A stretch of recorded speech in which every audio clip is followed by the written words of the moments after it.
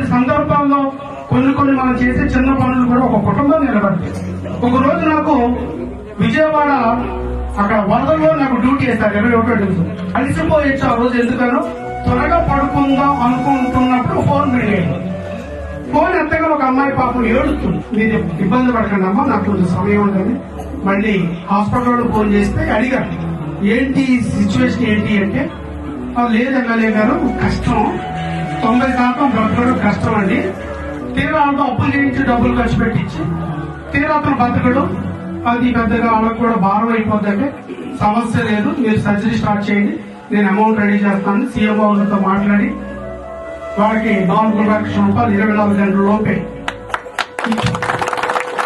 దేవుడు ఎంత అద్భుతం చేస్తారంటే, మీ ఆలోచన పవిత్రమైనదైతే, మీ యొక్క దృక్పథం ఒక మంచి ఆశయం కోసం అయితే దేవుడు కూడా అలా సాయం చేస్తాడు.